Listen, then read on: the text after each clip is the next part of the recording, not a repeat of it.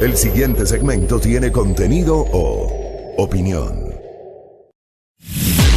La entrevista en A Primera Hora. Analizamos los hechos del momento junto a sus protagonistas. 8 de la mañana con 11 minutos, avanzamos en nuestro espacio, nuestra última entrevista, damos la bienvenida, el buenos días a Nelson Erazo, él es dirigente gremial del Frente Popular. Don Nelson, ¿cómo está? Muy buenos días. Hoy los ecuatorianos hemos amanecido con las vías, con las calles, con la transportación completamente paralizada. Estamos recibiendo reportes no solo de lo que ocurre en la capital, sino en varias ciudades del resto del país. La decisión es ir al paro nacional. Buenos días, bienvenido. Muy buenos días. Un saludo a todos los radioescuchas. Los trabajadores, los sectores sociales, los diferentes actores que hoy estamos implementando acciones contra las medidas económicas que ha tomado el gobierno de Lenín Moreno, como consecuencia de los 10 años de farra del gobierno anterior, pero también como consecuencia de tener ahora un gobierno entregado al Fondo Monetario Internacional y al Comité Empresarial. Evidencia de que es la única alternativa que tenemos para hacernos escuchar, para decirle al gobierno nacional que este tipo de medidas no resuelven los problemas de la mayoría de ecuatorianos, sino que al contrario, lo que hace es agravar mucho más la situación económica de los hogares ecuatorianos.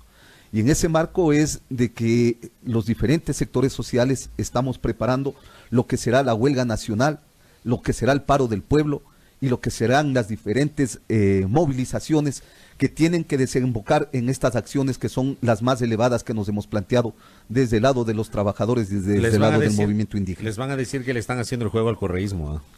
Mire, nosotros no le hacemos juego a quienes acabaron con los recursos de los ecuatorianos, a quienes se llevaron cerca de 70 mil millones de dólares de acuerdo a la Comisión Nacional Anticorrupción. Ustedes son críticos con el correísmo y también son críticos con el momento político y económico actual. Mire, Moreno es la continuidad del correísmo. Si usted ve las medidas económicas que está tomando, es como consecuencia también de toda una hilaridad de acciones que lo planteó Correa. ¿Ustedes no estaban dialogando con Moreno en su momento? En el año 2015, Correa ya decía que era necesario eliminar los subsidios, tanto el subsidio al gas como el subsidio a la gasolina y el subsidio al diésel. Hoy Moreno está aplicando ese tipo de cosas, que es parte del mandato del Comité Empresarial, que ganó con el gobierno de Correa más de cuantiosas cantidades. Se habla de cerca de 360 mil millones de dólares que ellos ganaron. Pero si usted ve todo este tipo de acciones, entonces demuestran que este gobierno lo que está haciendo es simplemente darle continuidad a un proyecto que ha beneficiado a los grupos empresariales.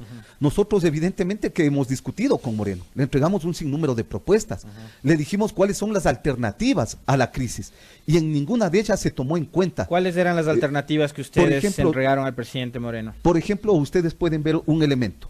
El gobierno del señor Moreno condonó las deudas a los grandes industriales, a los grandes empresarios, Andes Petroleum, Banco del Pichincha, Banco de Guayaquil. Que no dijo el asambleísta hace 10 minutos. Y ocurre. Por eso alguien me pedía en redes que hasta ofrezca una disculpa por haber mentido. ¿Que no dijo? Mire, que no les han condonado nada. Si usted le lee ahora la revista Vistazo, establece que esos grupos que fueron beneficiados por el gobierno de Correa y de Moreno, hoy tienen el 6% de ganancias más que en el año 2017. Es decir, las políticas implementadas por Moreno y las políticas implementadas por Correa siempre beneficiaron a los grupos económicos de poder. Pero mire a usted los que no que se les ayer topa. Guillermo Lasso dijo que las medidas le parecían acertadas. Es más, él dijo que no estaba de acuerdo en algo, en la reducción parcial del ISD, que se debería reducir por completo, dijo él. Pero él va en la línea. Entonces, ¿cómo podemos decir que las medidas de Moreno van en consonancia con las de Correa si hasta Lasso está aplaudiéndolas? Ahí no entiendo yo muy bien su postura, Nelson. Si ustedes ven, las medidas que implementó también Correa beneficiaron a los grandes empresarios, a los grandes industriales. Por ejemplo, la precarización laboral que también se implementó, más de 300,000 trabajadores votados en el tiempo de Correa.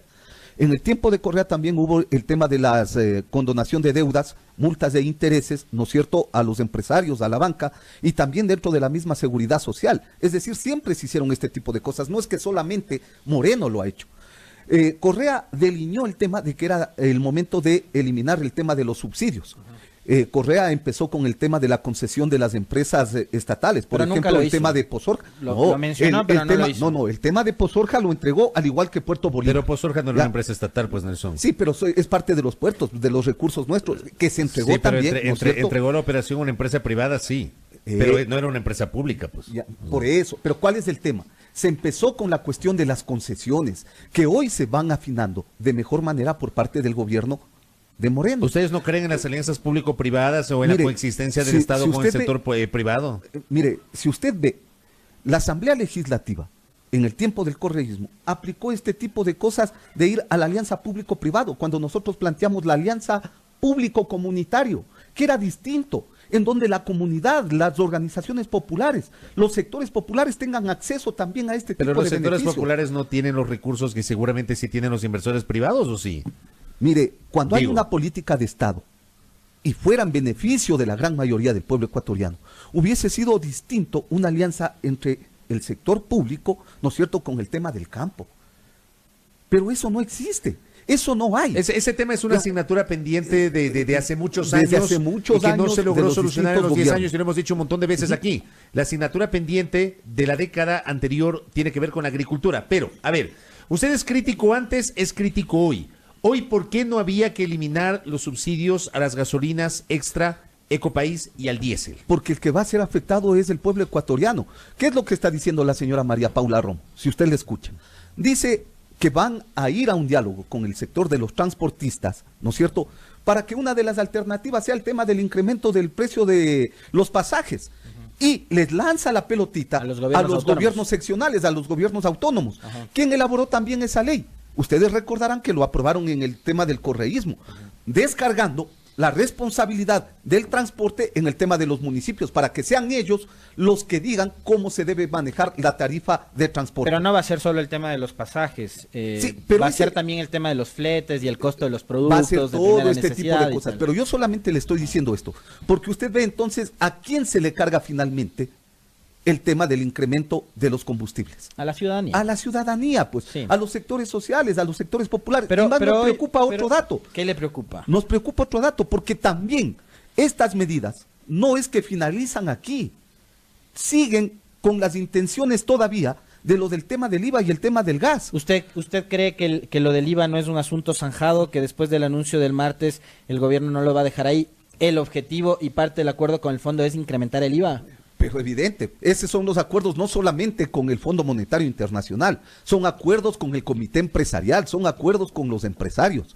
Este gobierno representa esos intereses. Y ustedes recordarán un elemento. El año anterior, a fines de diciembre, se estableció el incremento de la gasolina super y de la gasolina extra. Y por debajo de la mesa se planteó en el decreto el incremento del diésel.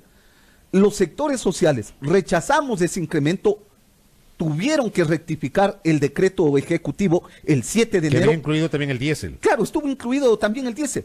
Y tuvieron que rectificar ese decreto y ahora, evidentemente, 6 meses o 8 meses después, se establece ya la eliminación del subsidio al diésel. Lo que está causando entonces son golpes en la economía de los hogares ecuatorianos, pero de manera gradual. Por eso nosotros insistimos que no ha acabado los problemas de las medidas económicas en el país. Se vendrá luego el tema del incremento en el precio del gas, que también están analizando. Esto nunca, ellos lo han dicho que no lo van a hacer. Dicen, está en análisis también el tema de lo del IVA, y por lo tanto, este tipo de medidas actuales y las futuras que se puedan venir tienen que ser enfrentadas con mayor fuerza por los sectores sociales. Yo no logro entender su postura, Nelson, diciendo que estas medidas son el continuismo del periodo anterior, cuando veo a Guillermo Lasso, a Fidel Egas, a los sectores más críticos, más contradictores del correísmo respaldando a Moreno y las medidas. Y veo a los medios de comunicación también estableciendo una línea discursiva en favor del gobierno, al que, digamos, es la continuidad que usted dice del gobierno que tanto combatieron. Yo no encuentro ahí, digamos, un hilo, una conexión. Finalmente, ¿cuál es la salida? Y le quería preguntar también, la medida que hoy han adoptado es indefinida, ¿están sentados en alguna mesa de diálogo con la ministra de Gobierno? Y saber su opinión con respecto de las posibles reformas laborales que implicarían un serio retroceso a los derechos de los trabajadores, muchos abogados se han manifestado ya diciendo incluso de que estas medidas serían ilegales e inconstitucionales. A ver, algunos elementos ahí. Primero, establecer el hecho de que los dos gobiernos, Correa y Moreno, están gobernando para los grupos económicos. Antes del Juri, hoy otros grupos. Antes del señor González, hoy otro grupo económico, pero son los mismos que se están beneficiando.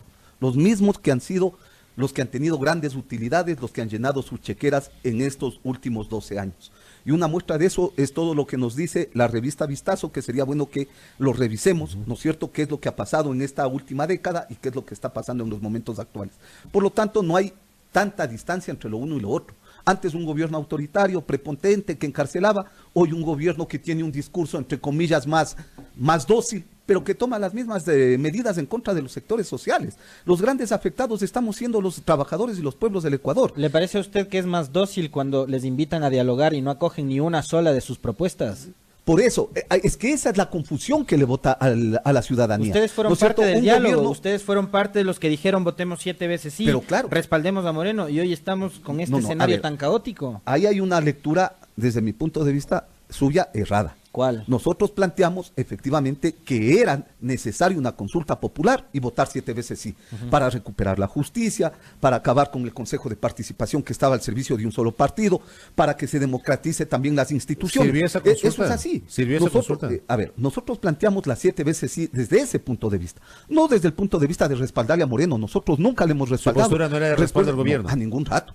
Y usted puede escuchar todas nuestras declaraciones. Nosotros hemos dicho 7 veces sí para recuperar los derechos de los trabajadores y los pueblos. ¿En algún momento salió el Frente Popular y las organizaciones sociales con el gobierno del presidente Moreno? En ningún momento. Nosotros hemos asistido a entregar nuestras propuestas al gobierno de Moreno, a decirle cuáles son las alternativas que debían tomarse, sin embargo ninguna de ellas lo ha hecho. ¿Por qué? Porque este gobierno, como lo dijo el mismo señor Moreno, representa los intereses de los empresarios. Él dijo: este es el gobierno de los empresarios, no es el gobierno de los trabajadores. Lo dijo en Manta. Y para nosotros eso está claro.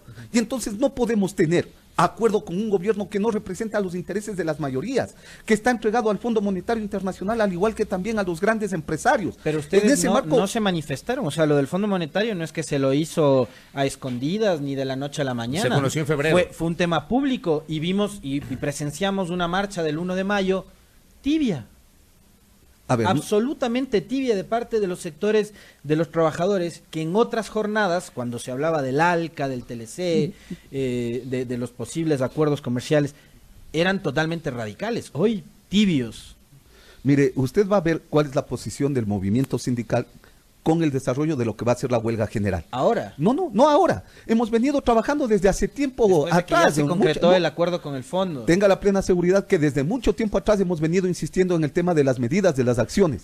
Y hemos venido trabajando en el proceso de unidad con el movimiento indígena. Y estamos planteando el tema de lo del paro del pueblo y la huelga general que se realizará en el mes de octubre. Porque octubre es el mes de la lucha, es el mes de la pelea. Y en ese escenario es que estamos exigiendo no solamente que se dejen de lado las medidas económicas, sino que también se dejen sin efecto las medidas que están tomando en materia laboral.